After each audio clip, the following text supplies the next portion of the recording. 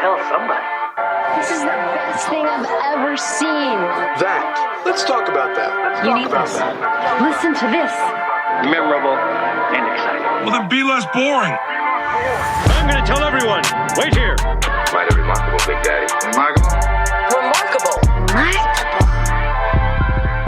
Welcome to Remarkable, a podcast for B2B marketers that deconstructs the most iconic moments in film, television, pop culture, and advertising for a single purpose: to give you, the B2B marketer, the same storytelling techniques that the pros use. In each episode, you will learn techniques from Hollywood, Pixar, Marvel, and beyond, from Spielberg's hands to yours, bringing remarkable content ideas to you every single week. I'm Ian Faison, CEO of Caspian Studios. This is Remarkable. This week, we're talking marketing lessons from Clue. Every person in this room has the perfect motive. Stand back! For murder. What do you mean? Murder. With the help of our special guest, Chief Marketing Officer at Wrike. Christine, how are you? I am doing well. Thanks for having me. Oh, thanks so much for joining. We're going to talk about marketing and brand at Wrike. We're going to talk about AI. But first, we're talking Clue. Why the heck did you pick Clue to talk about today? So on a personal level, I just love it. It makes me laugh. It makes me giggle. It is genuinely entertaining. And when I started thinking about options for the conversation today, this one immediately popped to mind.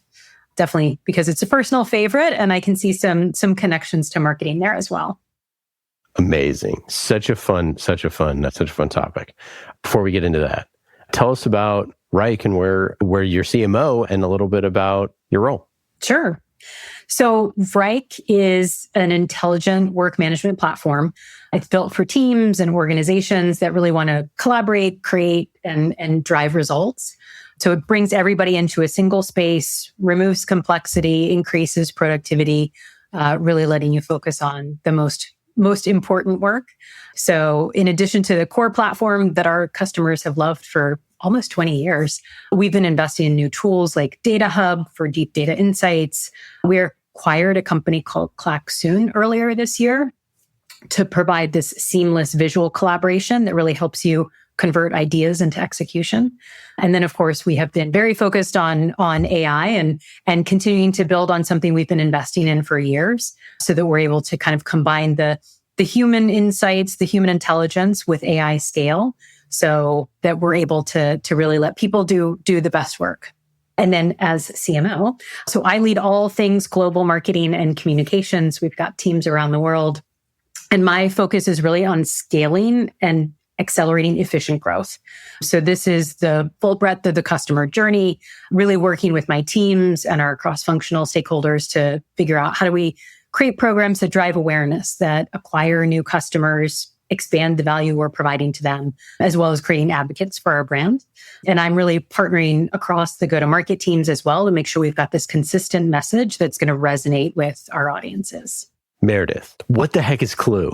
So Clue, the movie, we should specify, right, is the story of delayed popularity, I would say. And it's become sort of a cult classic. I wouldn't necessarily say it had moneyed success right off the bat. So it's based on the murder mystery board game. In the movie that makes a scene of the crime. So hold it! Clue. It's not just a game anymore. And it came out in 1985 and it actually bombed at the box office pretty badly. It only made about $14.6 million in the US box office. And it was only made on a budget of $15 million. So they didn't make even what they spent on the movie in the first place. And even Roger Ebert said, "Fun, I must say, is in short supply," which stings. Come on. It stings. Raj. I know. What a drag. But it's since drawn this sort of cult following. People do these midnight screenings and dress up in character, and people are really impassioned about it. And I would say I love it. It is super funny. It's super charming. And so the story is... Cast is incredible. The cast is incredible. Incredible. So good and all being so weird, which is what more can you want? I honestly think that's part of being a cult classic is things that are quirky, weird, has a flavor. It's for a specific kind of person, but that specific kind of person will love it to death. And that person is Christine. That person is Christine. So the story is a group of strangers are invited to this dinner party at this mansion. They're all getting blackmailed by the host, and then the host is found apparently dead. No, he's dead. Mr. Body. Dead. Again. Oh my God. She's going to faint. Sorry, cancer. And no one seems totally innocent. It's the classic sort of whodunit. And they all have the board game nicknames, pseudonyms. There's Mrs. Peacock, Mrs. White, Professor Plum, Mr. Green, and so on. And the possible murder weapons are the same as the board game: the candlestick, a rope, a lead pipe, a revolver, and so on. It has this amazing cast, this ensemble cast, which includes Tim Curry as the butler, Wadsworth, which was actually obviously not in the board game. So this was a character that they sort of designed for the movie. And you're getting Tim Curry, like, just post Rocky Horror Picture Show. So, like, man, it is just gold. Christopher Lloyd's in it. He plays Professor Plum. This is before Back to the Future. Eileen Brennan's in it as Mrs. Peacock. So just, like, really great cast. Yes, I did it. I killed Yvette. I hated her so much. Flames on the side of my face, heaving breaths. But one of the most, I think, remarkable things about the movie is that there are 3 different endings. And I would say this could have been something that could have sold this big time, but it kind of didn't end up working out. So we'll get into that. Like, if you'd seen the movie in the theater when it first came out, you would only see one of these endings because a different ending was shown at each viewing. So you had to go to a specific theater. You had to, you'd have to get 3 tickets to see all 3. In some cities, the newspaper would list which ending you'd get, A, B, or C. And like I said, this would have been like a clever way of getting people to go multiple times. But Landis, who was the director and did the screenplay, said, in reality, what happened is that the audience decided they didn't know which ending to go to, so they didn't go at all. So it ended up being kind of like the downfall. But if you get the DVD or the VHS version, classic, all 3 endings sort of play in succession. On the DVD version, you can kind of choose which one to go with. So fun, which I think is, like, amazing. And I quoted Landis, not saying his full name. His name is Jonathan Landis. He wrote and did the screenplay. He's known for Animal House, The Blues Brothers. And I didn't know he did the Thriller music video as well. Yeah. He directed it. I was like, holy smokes. Which I watch every year at a Halloween, probably 15 times. So good. And Jonathan Lynn also wrote it. He's from My Cousin Vinny. And it was also directed by Landis. So Lynn had basically been approached by this sort of hotshot Hollywood producer, Peter Guber, known for Midnight Express. And he just had this idea for Clue, the board game, as a movie. But Lynn said that he had his misgivings. He's like, there's really no plot to follow. Like, there are so many ways this could go. And he said, frankly, the reason I said yes was because I'd never flown first class. And I thought that would be really interesting to do that once in my life. So that was just what he said. Who knows if, I'm sure he was intrigued at least. And the script was apparently really hard to write, like a huge obstacle. And a lot of that is because they didn't know how to end it, right? Who's the murderer? Like, who's the murderer? What's their weapon of choice? And where does it happen? Right? Those are the questions of the game. And so they initially reached out to this playwright named Tom Stoppard, who was known for writing murder mysteries. And he spent a full year working on it before they got his check back in the mail for the full amount he was paid to write it. And he basically was just like, I give up. And so it ended up being written by writer and composer Stephen Sondheim, actor Anthony Perkins. I had absolutely no idea what we're doing here, but I am determined to enjoy myself. And so they took it on instead and figured it out. And their solution was having 3 different endings. When asked that's why the movie... most writer thing of all time. It's like, all right, like that's like David Mamet always talks about, like the hardest part of being a writer is basically, I'm paraphrasing, but like the hardest part of your story is the hardest part. Like, that's why you get, like, everything else is easy, writing the dialogue, this, that. It's like there's one thing that's really hard in your script or whatever it is, and like, it's your job as the writer to figure that out. And this is like, the hardest part is figuring out who the murderer is. And they're like, F it, let's do 3. Right. It's like, what is the solution? And so good. It's just, it was one answer to their hard question, right? When asked why the movie eventually became a cult hit, Tim Curry says, this is such, I can imagine him saying this. He's like, there's some very funny people in it. Why else? I don't know. It's not something you can really judge, I don't think, because in some ways, the film either works or it doesn't. And sometimes it works after it seems to have not worked. I think it's a question of people's sense of humor. The game's up, Scarlett.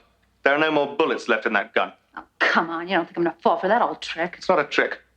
There was one shot at Mr. Body in the study, 2 for the chandelier, 2 at the lounge door, and 1 for the singing telegram. That's not 6. 1 plus 2 plus 2 plus 1. There was only one shot that got the chandelier. That's 1 plus 2 plus 1 plus 1. Even if you were right, that would be 1 plus 1 plus 2 plus 1, not 1 plus 2 plus 1 plus 1. And so, Christine, my question is, why do you think this movie became that sort of cult classic? I do think it's that sense of humor. For me, it's my kind of humor. It has so many quotable elements too. I think that is also something I feel like, I'll hear a quote and I'll think, oh my gosh, that's from Clue. So I just think it's, kind of that combination of humor plus, there is some mystery built in there as well. And yeah, it's one, I remember going to see it in the theaters and thinking, I don't know about this. I'm not going to go 2 more times to see all the endings. But then friends, we would watch it over and over again when it did come out for at-home viewing, and just watching it with a group of people and kind of giggling over the lines was definitely something that had me become more of a fan of it. I love that. Do you remember the original ending that you saw? Oh, I don't know. That's a good question. I don't. Now I feel like I have to rewatch it. I should have watched it before we chatted today. So I think this is like one of those things that I love about, doing the show and talking about this stuff is like, what's so important is like your memory of this. It's like the fact that like, it doesn't even matter if you watch it recently or not. You're like, I love this thing. I quote this thing. I think it's fun and funny.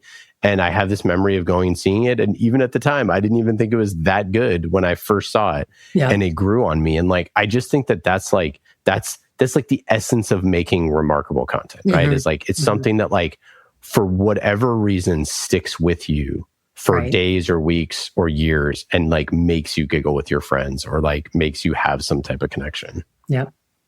The way you describe it makes me think it's like almost like an acquired taste. Like you spend more time with it and just like mull it over more, and parts of it stick with you for whatever reason. Isn't that how stuff is though, right? Where like if you earn the opportunity, the audience's trust to go watch it again or to revisit it again, or you watch it with someone else or you see it through someone else's eyes and you're like, oh, this is like really fun and funny and clever.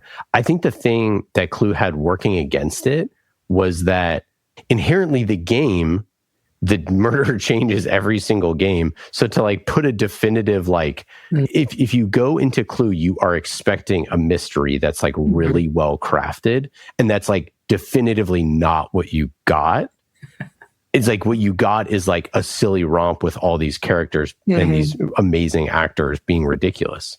And so like, that's why you're there. So like there it's like inherently like that's why the critics all hated it. It's not all hated it, but like why a lot of them hated it. Yet it's tomato meter is super high. It's 86%, right, for the popcorn meter, right? Like because it's just a fun hang.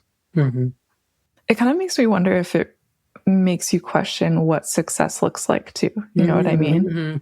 Because it's like people who get Clue are so like love it, are super passionate about it. But it like didn't necessarily do well at the box office. So. And just like, so as we know now, I don't think we knew this as well then, or maybe we did or whatever, but like what weekend it opens, what other films are out that weekend, the weather of it opening, like there's these other things that like happen. It's just show business, It's like, it's a really, really hard thing. And that's why I think it's so important to discuss all this stuff in terms of like marketing content and marketing brand and all this stuff where it's like, this is like professional actors with a brand that's established, with all these things, with a comedy, with a like propulsive element to it. Like this checks all the boxes that you could possibly have to like launch something that's a hit. And yet it wasn't when it first came out. And like, if this was a B2B marketing team, they'd be like, well, that was a failure. And, we failed. Whereas, and that's what literally Hollywood said too. And the critics said, Raj. And yet here we are, 40 years later talking about it. Yeah. It looks like the fourth Rocky movie and Out of Africa came out at the same time. Rocky 4 was great. Rocky 4 was great. Maybe it's just everyone when they saw that. Okay, so I just want to add a little bit more context. So to date, Clue the game, 150 million copies worldwide. So, I mean, back in 1985, this was a huge hit. The game started in the 40s. It was like 1943. Originally called Cluedo in the UK. And then in North America, it became Clue, which I think is just so weird. Like, I could never imagine it being called Cluedo. That sounds like so like kitschy, but Clue is Clue, right? On brand name, right? Like, you know, you always talk about like brand names, like what should you name it? Do you want your brand to be whatever? But Clue is Clue. Like, that's all it's ever been. So that's kind of fun and interesting. So it was a massive hit, massive piece of IP. Again, like a story that like lended itself extremely clearly to an adaptation because it's a murder mystery. Murder mysteries are hot. You know, like it's, and again, they filled it with full actors. So like this thing should have been a big hit and it wasn't. And ultimately, like, I think you heard in the creative process why that was. It's like they just never found the story. Like they never made this thing a good enough story. They just tried to make it like whatever it became. And like when a writer works on it for a year and has to give the money back, like clearly that didn't work. And so I think just like my first just story takeaway from this is just like, it's like you have to start at the story and like work your way outward. Otherwise, like you have no chance. And like that's basically what happened, right? Is like the story just like wasn't good enough. And if it had been, like it probably would have been really, really popular. And sort of like your shortcomings, you have to fill it with like the most talented people in the world, and you can make a cult hit, even if it's flawed, because it's flawed, perhaps even. But like you're better off just like really nailing the story. And like not figuring out who the murderer would be and doing the 3 endings, I think is cool and fun and clever. But like it actually was the canary in the coal mine that they just actually didn't figure out a way to tell the story the right way. I don't know what you think, Christine. Yeah, I mean, I think one of the things to think about is, you know, this all came out before the proliferation of the internet. So, you know, any kind of buzz you would have been able to get from like, oh my gosh, which ending did you see? Which ending did you see? Like none of that, because, you know, you probably saw the movie in the same theater that all of your friends did. So that's the ending you were talking about. Maybe you read an article that was about a totally different ending. So I feel like, you know, if it had launched today, maybe a different kind of benefit of the 3 different endings, maybe a little bit more buzz to come out. Although I think, you know, in general, when a movie comes out now versus what happened 4 years ago, it's probably a totally different, you know, type of strategy that you think about in terms of launching and promotion and how you think about the endings. I don't know if the multiple ending stuff is kind of like time travel, where it's sort of like you have to just like it has to be perfect for you to get it right. And so I think it's just like sort of like, you know, they sort of say to like amateur screenwriters is like, don't ever try to write a movie backwards. Like, you know, Christopher Nolan did it with Memento. He's the exception. Just don't try to do it, right? It's too hard to like play with time like that. And I think similar sort of thing with this, where it's like the multiple ending thing is like, what I think is more satisfying for an audience is the moment at the end when the detective says, this could have happened, this could have happened, this could have happened, this could have happened. It could have been any of you, but this is what actually happened. And so I think that like in a mystery, if you have multiple endings, like then it's sort of up in the air. And I think that there's like, you're just left with that like baseline satisfaction as a person that you can't really like it in that way. And I think for the other audience people, if you like mysteries, you're not going to like that aspect of it. However, it's this other thing, which is like a hang. And it's a comedy, and comedy can manifest itself in whatever way that comedy wants to, right? And that's where you have this like super funny, weird, campy thing. That's great. And like just watching those people at it work. So, B2B marketing takeaways. Christine, what do you think from Clue? You know, so first of all, and you mentioned this, like all-star cast. I mean, some amazing people who can could, hold a movie on their own, and then to get them all together. I think it kind of highlights the importance of, bringing together a team, your marketing team of people who are amazing, but can also still work together. And I think also highlights that even if you have the best team in the world without a great strategy, you're not going to win. You've got to have a really fantastic strategy and a really great team to back it up so that you can kind of play on everybody's strengths, but you're all pointed in the right direction, which is going to drive success for the company. So I think this is definitely one of the key takeaways that I have from this one. I think another one is just around balance. I think the movie was, as you mentioned, it was sort of touted as a mystery and a comedy, but it was definitely way more on the comedy side. And so thinking about that balance and how much do you want to think about promoting that balance and making sure that you're really being clear with your intent of messaging, your intent of the brand. I do think balance in general is important. If you think about in B2B marketing, you need the brand and the demand side. You have to figure out how you're doing both. And maybe you're focused on one more than the other at a certain point in your time or your company's strategy. And so that balance is key, but making sure you're not overweighted too much on one side such that you're forgetting about the other side of things. Yeah, I love that. And then I think the buzz piece is also important, sort of post box office. The fact that it did become this cult classic and sort of highlights that importance of word of mouth. How do you make sure you're getting in front of people who will be interested in your product or interested in your movie, and making sure that you're leveraging communities, social as a way to get in front of people who maybe aren't going to go to the box office. I feel like my biggest takeaway for Clue is that like silliness sort of conquers all, right? And like it's so quotable, and there's so many just weird, funny things that's what makes it just so memorable. And weird jokes especially are like so much better. And like we just don't ever try in B2B marketing to like ever even be funny. And it's like I just don't get why, right? It's just like you should just like try like sometimes to be funny. It's like and we don't. But like that's what Clue is. It's just like first and foremost, it's just like so funny and weird. And there's a great Reddit thread on it of why it's a great adaptation. And one of the guys on Reddit, Geeky Justin, shout out to him. So he says, it's one of the most quotable movies I've ever seen. It manages to explain the weirdest things about the whole premise of Clue as a board game. Why would the murder subjects also be the investigators? And why are they unsure of the weapon or even the location of the murder? And it's like so true when you're like, well, why is this such a bad like mystery? It's like, oh, because the whole premise of the mystery makes no sense to begin with. Yep. And once you sort of get past that conceit, you're like, oh yeah, this is just farcical. It's so weird.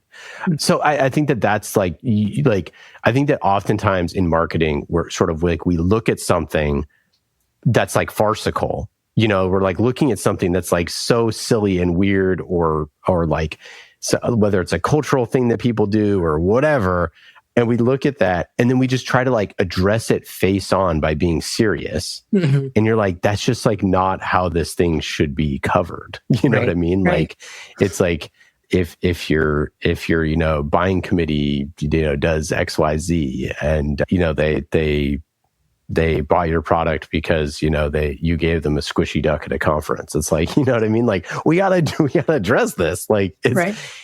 Like, is this the thing that's gonna like turn the tide? Is that you gave them a squishy duck at a conference? It's like that's the silliest thing ever.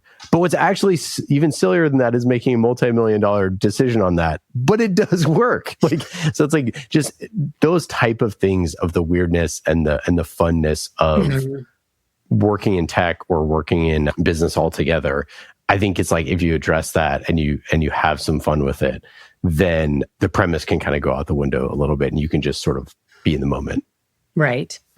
Yeah. I mean, how do you differentiate yourself and do something a little different or bring some humor into what is normally a pretty straight-laced B2B technology type of industry?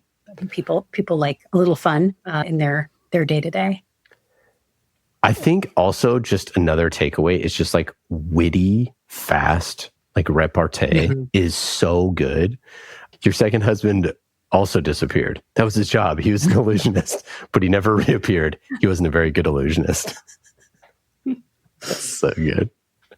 So many good quotes. Oh man, so many good ones. Yeah, there's just so much stuff like that. And like, we really as an audience appreciate the quick-witted people, right? So it's like, again, like you just think of like B2B content in general or B2B brand stuff. And like, how often are we really trying to be witty or pithy or like quick?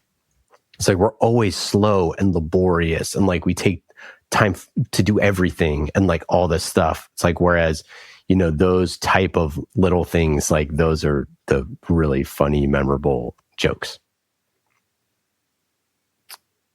All right, are there any other B2B takeaways from Clue? I think those are the big ones for me. You know, I think, you know, probably another one is know your audience. I think, you know, I think I read an article, you know, they were saying that it didn't necessarily appeal to the broad masses. And I think it probably still doesn't. There's, you know, groups of people who love it and find that kind of humor interesting. And so really thinking about, are you trying to go broad mass market, or do you have a really target audience you're trying to go after? And then is your channel of delivery going to reach those people? Or are you potentially spending a lot of money to put it out in front of people who are not your ideal buyers? Meredith, any other Clue thoughts? Yeah, I was thinking about how much you expect your audience to lift to like get to the good stuff. Like, I was thinking like, I probably wouldn't want to watch a whole movie again just to get a different ending. Right. That like, I wonder if they had included all the endings in the theater, maybe pause between them or something to transition, would have more payoff. But I was also thinking just about how you'd literally have to buy 3 tickets to 3 different theaters to go see each one. And so it's like, how much do you expect them to spend in time, money, and all of that? Right. And gas, you know, to get to where you want them to be, to get the payoff. Yeah, I think the multiple endings thing, like, I know we talked about it a little bit, but it's just like, it's one of those things where you're not going to be right either way. So just do whatever you want. Like, do whatever you feel like is the most creative thing, right? So it's like, if you want to make one ending, if you want to make multiple, like whatever your decision is, that like, you just got to do what you feel like is best. And fans of Clue love the multiple endings, or they don't, you know, it's like, it's whatever. But I think that's sort of like, my takeaway for that is just like, you just have to have conviction and just like do it. And like, there's just no right answer sometimes. And like, we hate that in business. And you know who hates it most of all? Your CFO. They hate that. They hate that there's no right answer, but there isn't sometimes. That's part of the thing. Like, the audience has a vote, and so does your customer. And what convinces them to buy stuff sometimes is something really, really silly. And that's just the way it is. Communism was just a red herring. Okay. Moving on to marketing, Wrike. So yeah, tell us, how do you think about brand? How is this all changing, this brand versus demand and balance in B2B and what we're dealing with right now? I mean, I think there's always been this kind of trade-off between brand and demand, and how much do you invest in one versus the other? How do you sort of prove out brand investment to your CFO or to your board? But I think, you know, it's not one versus the other. You need both. You might shift and balance. And I think brand is even more important now as we think about how AI is impacting teams and where you're going for information, what kind of information you're looking for. And so I think the investment in brand is even more important. If you think about, people may have historically looked for your brand or looked for a keyword. Now, instead of getting driven to a site, it might not be your site, but some site. Now you're getting a summary or, you know, a response from an LLM with the answer. And how do you make sure you are the source of that answer, and knowing that people may not click through immediately, but they'll come back eventually, or they'll see your brand name, think about it, come back, and then go direct to your site.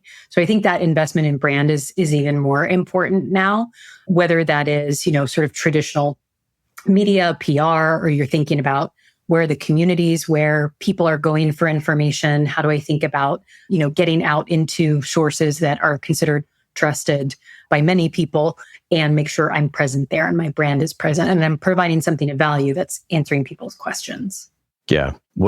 How do you like make investments in brand and in content and think about that? So definitely taking a look at, what's the overall company strategy? What's our marketing strategy? And we really look at it, full funnel. So where is it that we may have a good base of awareness already? And what we need to do is maybe focus more in that mid and bottom of funnel, kind of take that group of people who are already coming to us, who are already engaging with us and kind of moving them along in their buying journey versus maybe new audiences, new products that you're launching. You may need to drive awareness with that existing base of, hey, we have something new, or there's an entirely new audience that you can now think about going after because you have an expanded product, a new set of features you can promote. And so in that case, okay, you do need to invest more on the brand side. I think consistent across all of that is you have to make sure you're providing something of value. Is it something that is going to help someone solve a problem? Is it going to help someone answer a question? Making sure you're providing content or experiences or insights that really is helpful to your audience, and doing that research and trying to figure out what is helpful, what's keeping people up at night, what are the industry trends, how do we think about what our core audiences care about, and making sure that's what we are creating and delivering. I think, also at the same time, you've got to think about the focus. We're a horizontal product. Wrike could help anyone in any industry, any department, but we have to focus on the places where we know we have the unique right to win. We can really uncover a lot of value for specific types of customers, whether that's marketing workflows, product lifecycle workflows, professional services workflows. How do we make sure we're creating content that meets the needs of those audiences and that is tailored for their specific pain points or care abouts?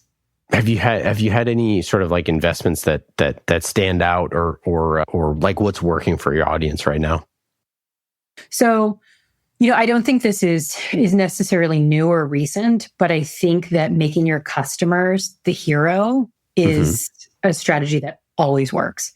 It's probably even more important now because we're so inundated with lots of Me Too messaging. I mean, everybody's talking about AI, and it gets a little difficult to understand, what is the unique piece of AI or the unique way a company is weaving AI into their product. Yeah. And so I think leaning on your customers to tell that story, they're our best spokespeople. And how do you give them a forum to share their best practices, to highlight their success? People see themselves in those stories and they can connect with those types of stories versus a brand trying to tell it. We recently hosted an AI demo day at Wrike. Oh, cool. And if I think about, the content of the day, the engagement we saw during our customer panel was amazing. And even just some of the kind of prep leading up to it, seeing those 3 customers learn amongst themselves and kind of trade tips and tricks was great to be able to see. And I think those types of stories are the ones that people kind of lean in and say, okay, this person has the same problems. How are they solving it? Yes, with Wrike, but I want my customers to be sharing that. Yeah, touching on AI. So first off, how are you using AI? Like, how do you personally use AI as a CMO? So I definitely use it a lot as I'm thinking about not strategy, but how do I think about maybe formulating strategy or taking a lot of different inputs in terms of how I might communicate strategy to my teams. Certainly, I'm taking a lot of input from customer data, product launches, what we're trying to do as a company, but really looking at how can I kind of create that crisp summary that's going to resonate to team members that might not have all the context. Certainly, I use it within our own product as well, using it to kind of say, okay, I'm looking for this particular task or project, and I need to know exactly this one piece of information instead of perhaps reading through all of the different tasks. How can I get a summary of, what's going on with the design team today? Or, what are the 3 most important things that product marketing is looking to launch next quarter that I need to make sure I'm talking about in my next one-on-one with the team? So it's definitely a great way to kind of pull in so much information and digest it. I mean, another example of that is taking a look at, there's so many articles that either get forwarded to me or I discover and I kind of bookmark and say, I'm going to read that later. Being able to take use AI to digest all of those. Maybe I've got 3 different articles on how AI itself is impacting SEO. Let me get the summary first and see how I can consolidate all the different data points and come away with sort of a single point of view on it. So that's another way that I personally am using it. Y'all have been doing this survey that an AI research sort of study. Tell me about that. Sure. So we surveyed a number of professionals earlier this year, really to take a look at how is AI impacting their work, what's their perception of it, what are the challenges that they have, where is it perhaps not delivering on the promises that we keep on reading about every day. So, super interesting to sort of see the trends, and we'll be diving into more details on it at our upcoming Collaborate event here in a couple months. But really looking at sort of teams see the need for AI. They see that they can't find the data that they need. They can see that workflows are not being documented, and how can AI help in those instances.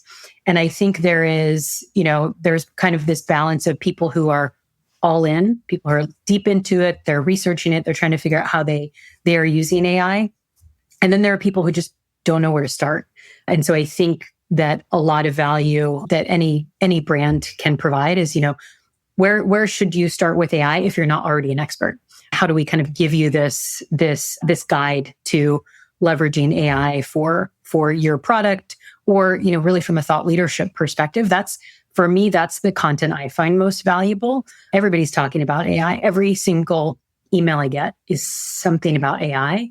But what I want to know is, like, what's the journey I will take with your brand in order to leverage AI within your product? Or how do I know you are such an expert that I should, open the next email you send to me because the last email was super valuable? How should CMOs think about like the intersection of sort of like AI, campaign velocity, personalization, team structure? Yes. I mean, team structure is definitely an interesting one. I think campaign velocity, and personalization is really going to give us an opportunity to focus more on the upfront strategy, sort of the piece where the human intelligence is really needed. Who is our target audience? Maybe you're feeding data into AI tools that give you kind of a heat map of where you've been successful in the past, and that can be used to identify target audience. What are the goals that we need to meet? What targets has my CFO or my CRO given me that I need to deliver? And think about what are the resource constraints. So I know I only have this much budget. I don't have 3 times as much budget, or I know that, that I've got this team member in-house, and if I need to do a different type of campaign, I'm gonna have to go out of house. And that's where the human intelligence piece comes in. And then using AI to think about how to take in all of these inputs, existing customer data, win stories to create that campaign workflow. And then also think about the hyper-personalization. Like ideally, every email that we would send is going to be unique to that person's profile in our database. So I'm excited to see where the personalization piece comes, because I think we've, ultimate, hyper-personalization, one-to-one account-based marketing, that's tough to do. And you normally have a limited number of accounts that you can do that. But with AI, that's kind of the future where you're saying, all right, now everybody's going to get the message that they need to hear, that we as a brand think is going to move our relationship forward with them. And then in terms of organizational design, that's definitely top of mind, and see a lot of discussions on it. And I think the piece that we're all going to have to think about is the way AI is evolving every month, every 3 months. There is a set of new capabilities and new learnings. And so how do you build a team that's flexible, that has a good understanding of general marketing, has a good understanding of your audience, your market, your product? They've got to know the product. And then how do you think about how those workflows change? A lot of teams are organized functionally. Some companies I work for have kind of taken those functions and put them into pods where you say, you're all going after this audience. I think thinking about how AI can really be managed by those marketers who kind of understand the pieces, but maybe aren't experts in every piece of marketing. I think AI kind of unlocks a lot for them to think about the strategy and the audience and the intent, and then be able to apply a lot of different marketing capabilities that way. Well, it's been wonderful having you on the show, and we've covered quite a lot of ground. Is there, I don't know who did it quite yet, but I'm getting close. Christine, do you have a final thought for like how CMOs can think about their content marketing strategy or content strategy at this point in 2025? So going back to AI, I think the important thing is to figure out how do you move from experimentation to scale. I think we all started off the year kind of looking at, well, where can I dabble and test things out? I think the important thing is to learn quickly, find those areas where your teams are driving productivity, increased efficiency, and how do you roll that out across your whole team or the whole company? I think that's going to be the most important part, is thinking about how do you move beyond experimentation and having a small team get the value of it when you could share those learnings, and the entire team who runs the similar workflows or processes can benefit from that. Cool. Wonderful. Christine, thank you so much for joining. This has been awesome. Clue is a great call, an absolute classic for our listeners. Definitely go check it out if you haven't. And go to Wrike. If you're feeling a little unorganized these days, it's one platform to streamline all workflows. So go to Wrike.com. Christine, any final thoughts? Anything to plug? No, thank you so much for having me. It was great to chat with you and great to chat about Clue. Indeed. All right, talk soon. Well, that's it for today. I hope you got some good ideas for your B2B content. Thank you for listening to Remarkable. I'm Ian Faison, CEO of Caspian Studios. Remarkable is created by the team at Caspian Studios, B2B podcast as a service. Caspian also creates fiction series for B2B companies, so if you want a business thriller, you can learn more at caspianstudios.com. Hollywood-style storytelling for B2B. And in today's episode, you heard from myself, Ian Faison, and Meredith O'Neill, senior producer here at Caspian Studios. Remarkable was produced this week by Meredith O'Neill, mixed by Scott Goodrich, and our theme song is Solomon by Falak. Be remarkable and rise above the noise.